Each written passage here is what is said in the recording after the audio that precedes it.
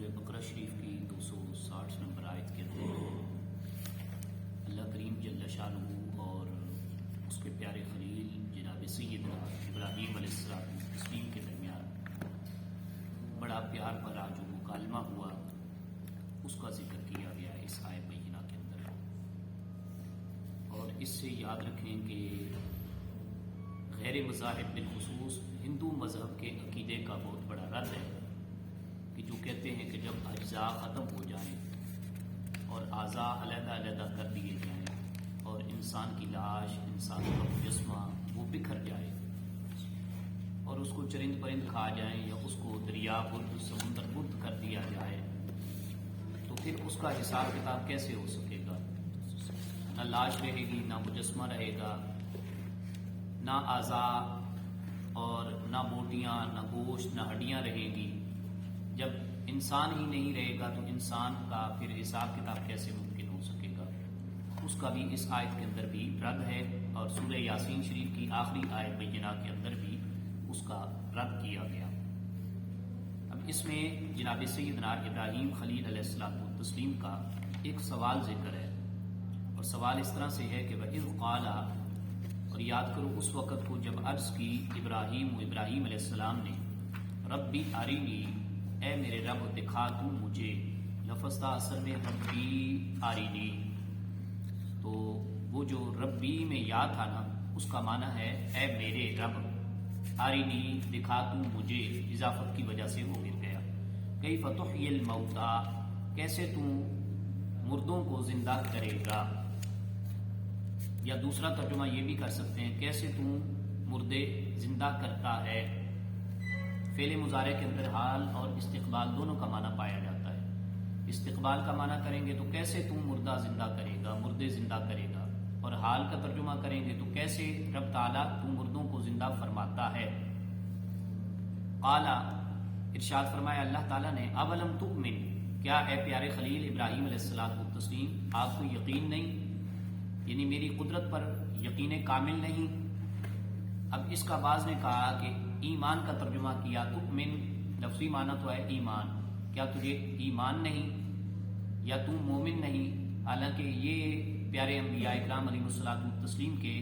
آداب کے، ان کے مراتب کے شایان شان ترجمہ نہیں ہے، کیونکہ سب سے بڑا مضبوط ایمان اللہ کے پیغمبروں کا ہوتا ہے. اگر ان کے بارے میں بھی، ایمان کے بارے میں سوالیہ نشان کھڑا کر دیا جائے کسی بھی ترجمے یا عبارت کو بیان کرتے ہوئے تو پھر تو امتیوں پر بھی یہ سوال لازم آ جائے گا کہ ان کے ایمان بھی اسی طرح ہیں کہ کبھی تو رب تبارک و تعالیٰ کی قدرت پر یقین رکھتے ہیں، کبھی یقین سے بالکل کھوکھلے ہو جاتے ہیں، خالی ہو جاتے ہیں. تو یہاں ترجمہ یہ بنے گا اولم تؤمن، کیا آپ کو، یعنی ایمان تو آپ کا پکا پختہ ہے بحمدللہ تعالیٰ، آپ نے اس لیے اللہ تعالیٰ نے آپ کو پیارا خلیل بنایا ہے، کیا آپ کو ابھی یعنی اس وقت اپنے رب تبارک و تعالیٰ کی قدرت کاملہ پر یقین کامل نہیں؟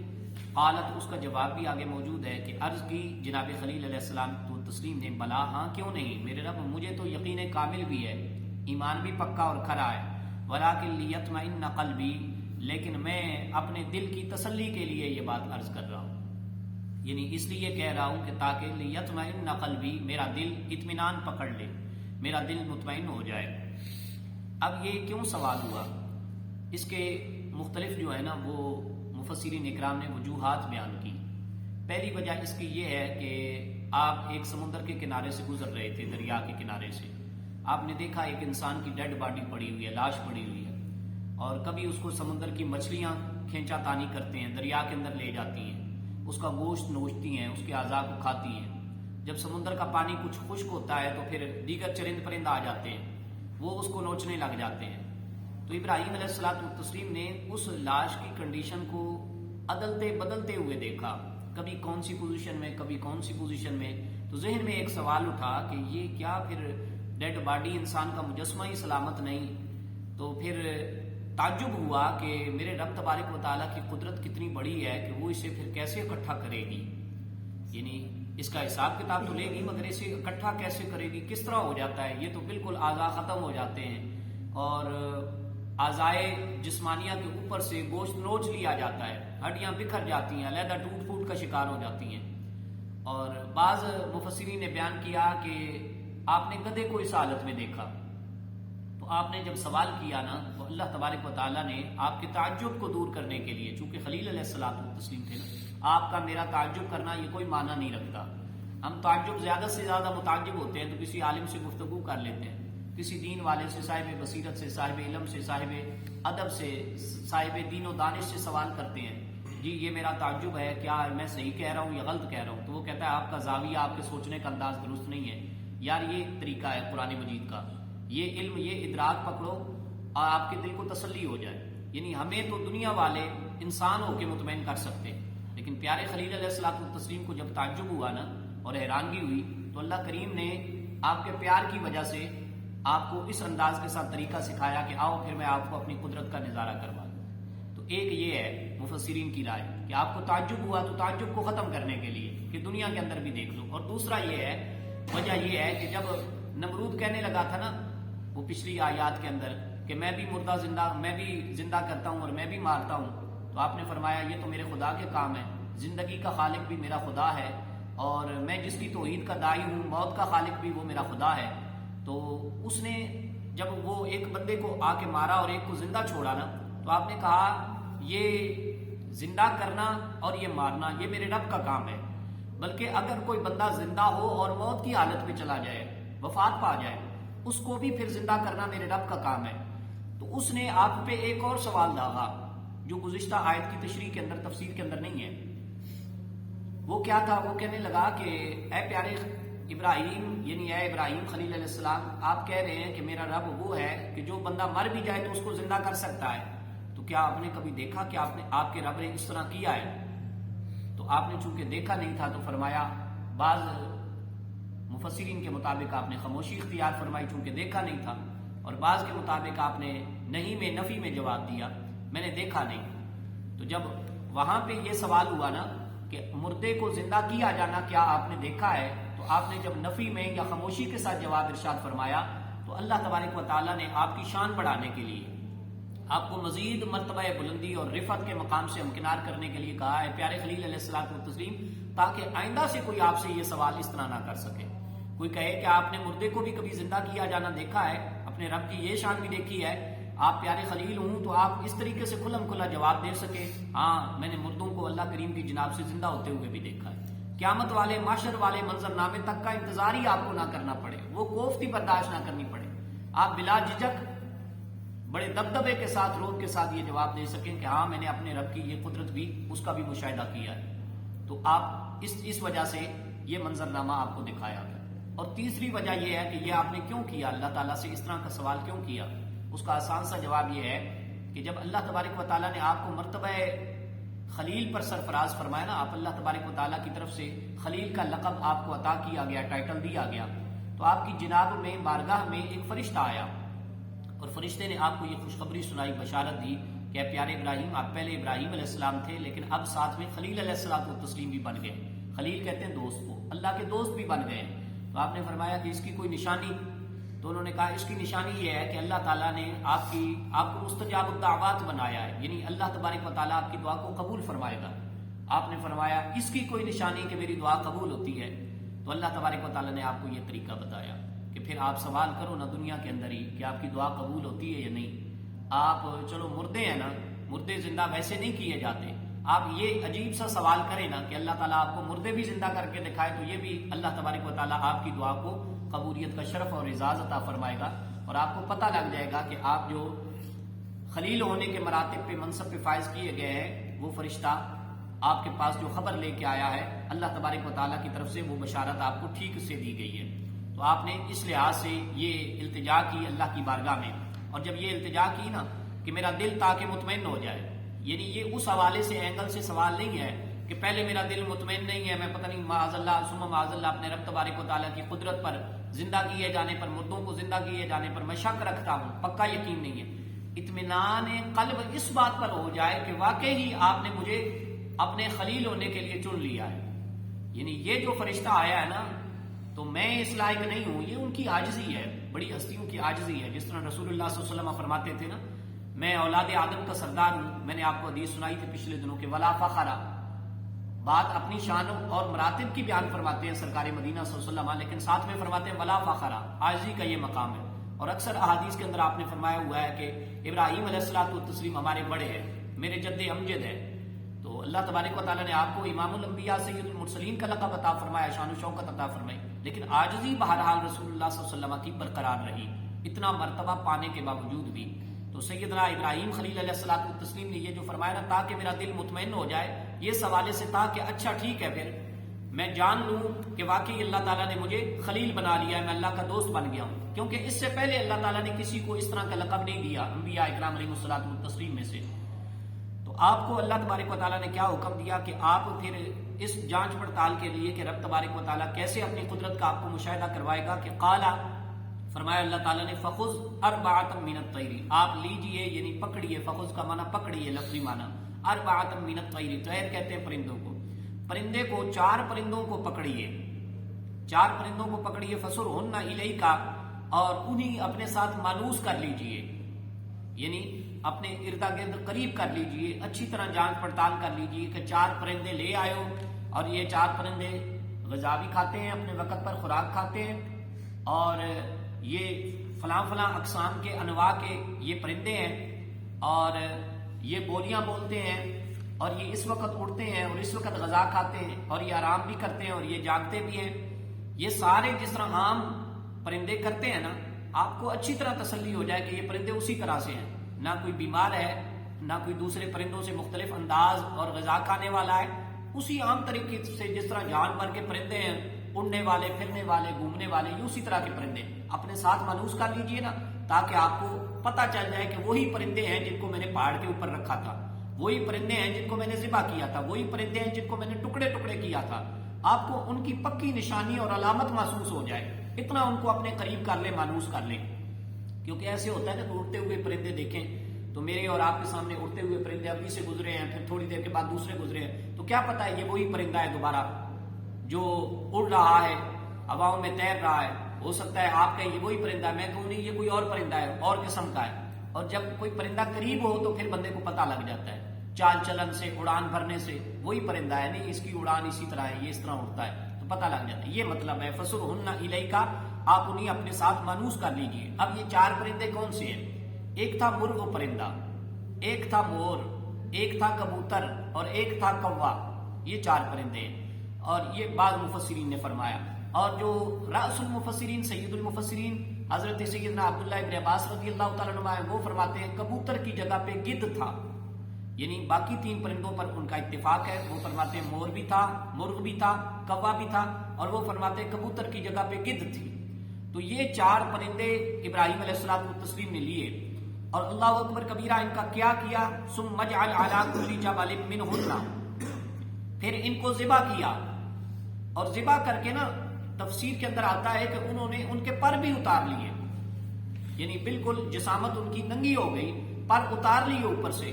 اور پر اتار لیے پھر ان کے پیس بنائے. علی کل جبل منہن جزءا، اب اللہ پاک کا حکم ہے پھر آپ رکھیے ان پرندوں میں سے ہر ایک پرندے کا ٹکڑا پہاڑ پر، جزءا کا معنی ان کا پارٹ رکھیے، پیس رکھیے، حصہ رکھیے. ثم ادعوہن، پہاڑ کی چوٹی پر رکھ کر نہ پھر کیا کیجئے، ثم ادعوہن یاتینک، پھر ان کو بلائیے. پرندوں کو نہیں بلانا، وہ جو ٹکڑے رکھے ہیں نا، پیس رکھے ہیں ان کے، کاٹ کاٹ کے، بوٹی بوٹی، ہڈی ہڈی، ان کو تم نے دعوت دینی ہے، آواز دینی ہے. کیا آواز دینی ہے؟ کہ اللہ کے نام پہ آ جاؤ، اللہ کے نام پہ زندہ ہو کے آ جاؤ. یاتینک سعیا، یہاں سعیا کے کئی معنی ہو سکتے ہیں. ایک معنی ہے کہ تیز تیز قدموں کے ساتھ چلتے ہوئے وہ آئیں گے، اور ایک معنی یہ ہے کہ چونکہ پرندہ چلتا کم ہے، اڑتا زیادہ ہے، پرندے کا کام یہی ہوتا ہے، تو اس کا سعیا کا معنی یہ ہوتا ہے، ویسے لفظی اس کا معنی ہوتا ہے کوشش کرنا، کوشش کرنا. جیسے سعی کہتے ہیں ہم حج کے معاملے میں، ہم سعی کا لفظ بولتے ہیں، تو اس کا معنی ہوتا ہے تیز تیز کوشش کرنا. یعنی تو سعیا کا ایک معنی یہ ہے کہ وہ تیز تیز قدموں کے ساتھ بھاگتے ہوئے آئیں گے، آپ کی آواز پر دیر نہیں لگائیں گے وہ پرندے. آپ بوٹیوں کو، ہڈیوں کو آواز دیں گے، ان پیسوں کو، ان اجزاء کو آواز دیں گے، اور اللہ کی قدرت آپ دیکھیں گے کہ وہ تیز تیز قدموں کے ساتھ بھاگتے ہوئے آئیں گے، آپ کی آواز پر لبیک کہیں گے. اور دوسرا معنی یہ ہے کہ وہ اڑتے ہوئے اڑان بھرنا شروع کر دیں گے. اب یہ ابراہیم علیہ الصلوۃ والتسلیم نے پرندوں کے کتنے ٹکڑے کیے، اس کے بارے میں 2 طرح کے مفسرین کی آراء ہیں. بعض فرماتے ہیں ایک ایک پرندے کے آپ نے 4 4 ٹکڑے کیے، اور 4 ہی پہاڑ تھے علیحدہ علیحدہ. ایک پہاڑ پر سارے ٹکڑے نہیں رکھ دیے کہ ایک جگہ سے ٹھیک ہے اکٹھے ہو کے آ گئے. اس پہاڑ کے ساتھ کوئی مقناطیسی قوت تھی کہ وہاں سے آ گئے, بولی سن لی, نہیں. 4 پہاڑ تھے اور ایک ایک پرندے کے آپ نے 4 اجزاء کیے, پیس بنائے, اور ہر ایک علیحدہ علیحدہ پہاڑ پر آپ نے وہ پرندے کا بوٹی کیا ہوا اجزاء بنایا ہوا حصہ رکھا, اور پھر اللہ کے نام پر ان کو بلایا. اور پھر اس میں آپ کو حیرت انگیز چیز یہ بتاؤں کہ یہ نہیں ہے کہ ان کا سر بھی ادھر ہے, ٹانگیں بھی ادھر ہیں, ان کے پر بھی ادھر ہے, ان کی بوٹی بھی ادھر ہے, خون بھی ادھر ہے, گوشت بھی ادھر ہے. سر جو ہے نا وہ ابراہیم خلیل علیہ الصلوۃ والتسلیم نے آنے والی امت کو دکھانے کے لیے 4 پرندوں کے سر جو ہیں وہ اپنی مٹھی میں رکھے, باقی اجزاء ادھر رکھے, اور وہ سروں کے بغیر بھی بھاگتے ہوئے آ گئے. سروں کے بغیر بھی اللہ کی قدرت اتنی بڑی ہے, قدرت کاملہ کا مظہر اور مشاہدہ اتنا بڑا عجیب و غریب ہے کہ سر ابراہیم خلیل علیہ الصلوۃ والتسلیم کی مٹھی میں ہے, اور اپنے رب کریم کے نام پر ان کو پکار رہے ہیں, دعوت دے رہے ہیں, آ جاؤ اللہ کے نام پر زندہ ہو کے. سر مٹھی میں, اور وہ سروں کے بغیر بھی. وہ تو کہتے ہیں نا سر دڑ کی بازی لگانا, یہاں سر کی تو بازی تھی نہیں, یہاں دڑ کی بازی تھی. وہ دڑ کی بازی لگاتے ہوئے بھی بھاگتے ہوئے اور اٹھتے ہوئے آ گئے. اور دوسرے مفسرین کی آراء اللہ اکبر کبیرہ اس سے بھی بڑی پیاری ہے. وہ فرماتے ہیں 4 پیس نہیں کیے, 7 پیس کیے, اور 7 پہاڑ تھے سامنے, اور 7 پہاڑوں پر علیحدہ علیحدہ رکھ دیے, اور ان کو اللہ کے نام پر بلایا نا, وہ بھاگتے ہوئے آ گئے. اور جب بھاگتے ہوئے آئے نا, تو یہ میرے اور آپ کی آنکھیں کھولنے کے لیے کہ قیامت تک کوئی بندہ ہندو مذہب کا بھی جو کہتے ہیں کہ راکھ میں وہ سارا کچھ بہا دیں تو ہندو بندے سے سوال نہیں ہوگا, جب وہ ساری گنگا میں لاش ہی بہہ جائے گی تو پھر بندہ ہی نہیں ملے گا, تو پھر خدا سوال کیسے کرے گا, بت پرستی کا کہاں سے عذاب ہوگا, پھر دین کو نہ ماننے کا عذاب کہاں سے, یہ بات کہاں سے آئے گی. تو اللہ تبارک و تعالیٰ اس کا جواب سورہ یاسین شریف کے, میں اکثر کہتا ہوں کہ قرآن پڑھے نا تو بڑے بڑے فارمولے سامنے آ جاتے ہیں. تو اللہ تعالیٰ نے قرآن مجید کی سورہ یاسین شریف کے اختتامی رکوع, اختتامی حصے کے اندر وہ سارا موت اور زندگی کا منظرنامہ بیان کیا, اور اس میں ذکر ہے قل اے حبیب صلی اللہ علیہ وسلم آپ ارشاد فرما دیں یحییھا الذی انشأھا اول مرہ. تم کہتے ہو کہ ہڈیاں, گوشت, خون, یہ نالیاں, سانسوں کی نالیاں, اور یہ سر اور یہ پر اور یہ بال اور یہ کھال, یہ سارا اور ہاتھ اور پاؤں کے ناخن, یہ سب ہم ادھیڑ کر بکھیر کر رکھ دیں گے. اللہ تعالیٰ ان کو کیسے اکٹھا کرے گا؟ تو اللہ تعالیٰ نے اپنی قدرت کا بڑا عجیب سا ایک نمونہ ادھر بیان کیا. اللہ نے فرمایا انشأھا اول مرہ, جب یہ کچھ بھی نہیں تھا, ان کی ساکھ ہی کچھ نہیں تھی, ان کی علامت اور نشانی پہچان ہی کچھ نہیں تھی کہ ہڈی ہوتی کیا ہے. اللہ نے اس وقت ہڈی کو بھی تو بنایا نا. ناخن کیا چیز ہوتی ہے؟ دنیا کے سامنے کوئی نقشہ, کوئی نمونہ, کوئی عجوبہ تھا ہی نہیں. اللہ تعالیٰ نے تو ہڈی کو بھی بنایا, اللہ نے خون کو بھی بنایا, اللہ نے تمہیں انسانوں کو نطفے سے پیدا کیا, اور اللہ تبارک و تعالیٰ نے تمہیں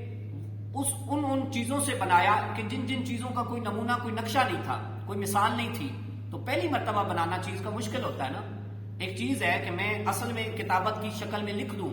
وہ لکھنا پہلی مرتبہ مشکل ہے نا. وہ نقشہ پہلی مرتبہ تیار کرنا مشکل ہے. وہ جب میں تیار کر دوں, پیپر ورک ہو جائے, اس کے بعد آپ کو کہوں اس کی فوٹو کاپی کیسے ہو سکتی ہے, تو آپ کہو گے استاد جی اس کی تو ہو جاتی ہے, کوئی بات نہیں. یہ نقشہ بنانا, یہ چیز کھڑی کرنا, یہ مشکل تھا. ڈھانچہ کھڑا کرنا بلڈنگ کا, یہ مشکل تھا. ایک مرتبہ کہیں بلڈنگ 4 منزلہ, 7 منزلہ,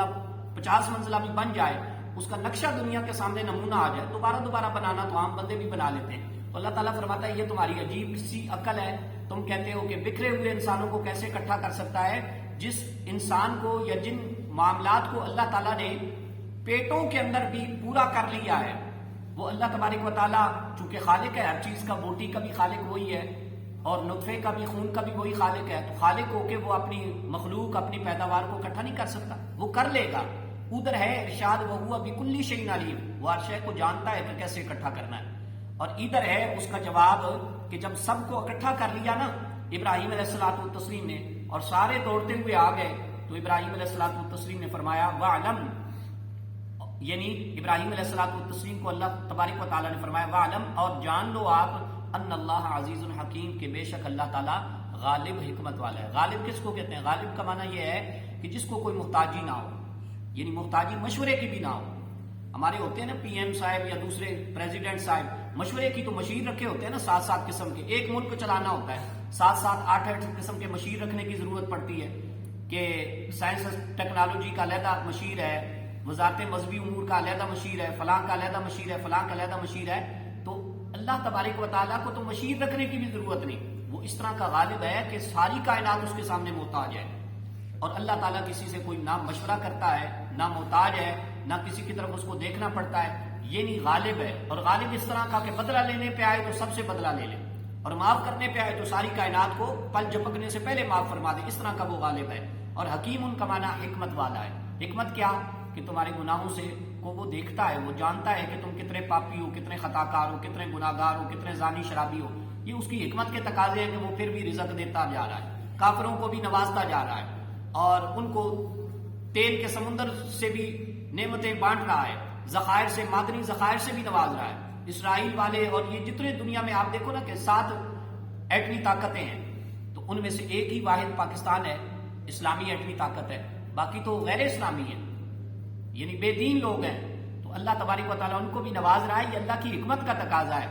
کہ 6 دفعہ ان کو دی ہے اور 1 دفعہ اسلامی ملک کو دی ہے، اور اللہ تعالیٰ اگر چاہے تو 6 سے لے لے اور سارے اسلامی ممالک کو اس فہرست کے اندر داخل اور شامل کر دے۔ یہ اللہ تعالیٰ کی حکمتیں ہیں، وہ آزما رہا ہے، دے کر آزما رہا ہے۔ تو اس حوالے سے یہ جو پیچھے جملہ آیا نا کہ 4 پرندوں کو لے، تو کوئی بندہ یہ سوال کر سکتا ہے یہاں پہ، شاید ہمارے ذہن میں نہیں آیا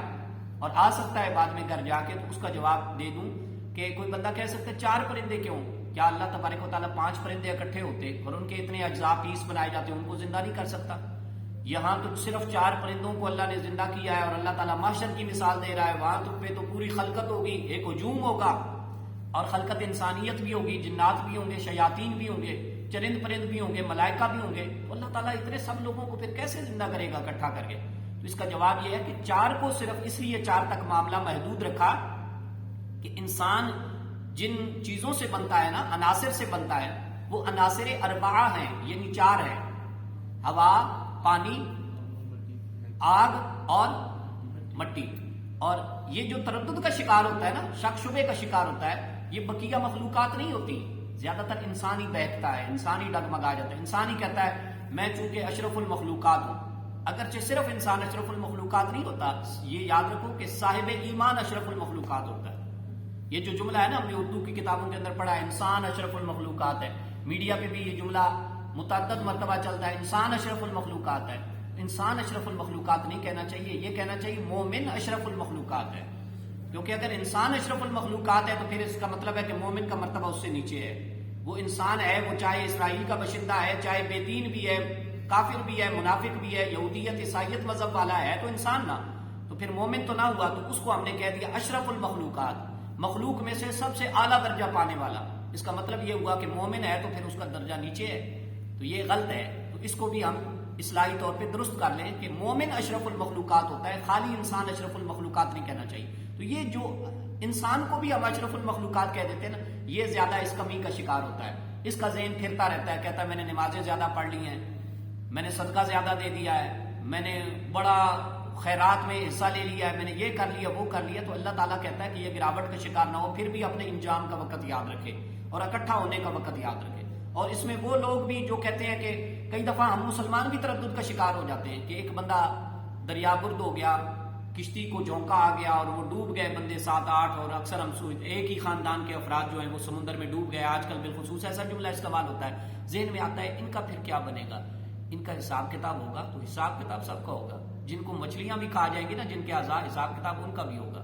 جو بالکل نمونے پہچانے بھی نہیں جاتے، آگ جلا کے بالکل راکھ کا ڈھیر بنا دیتی ہے، ان کو بھی اللہ تبارک و تعالیٰ اکٹھا کرے گا، ان کا بھی حساب کتاب ہوگا۔ ہاں، اکٹھا کر کے رب چاہے تو بالکل زندہ اور سلامت جو طبی موت مرائے، اللہ اس کا بھی حساب کتاب معاف فرما دے، یہ اس کی قدرت پہ ہے۔ وہ چاہے تو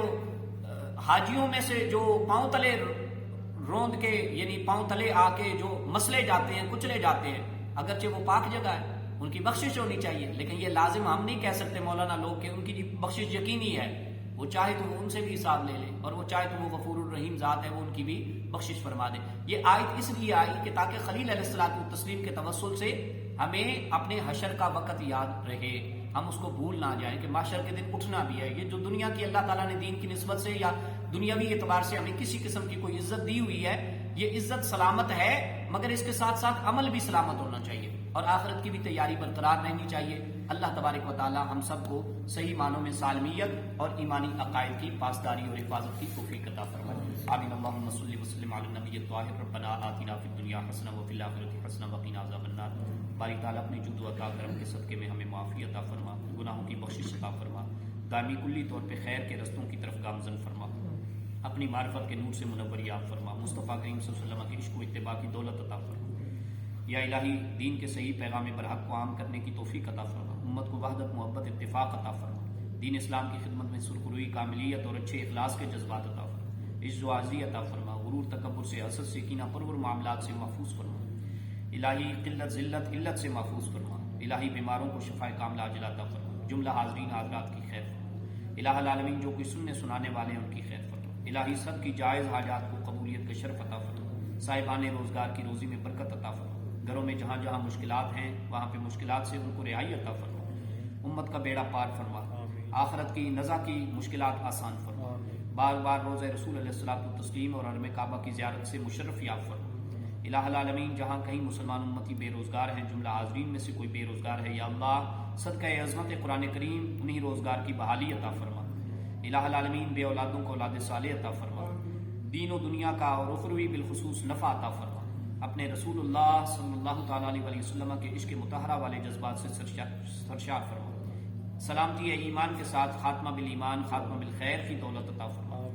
حضرت ابراہیم خلیل علیہ الصلوۃ والتسلیم سمیت پاک ہستیوں کی بروز محشر شفاعت عطا فرما، وصلی اللہ تعالیٰ علی حبیبہ محمد وعلی آلہ وصحبہ اجمعین برحمتہ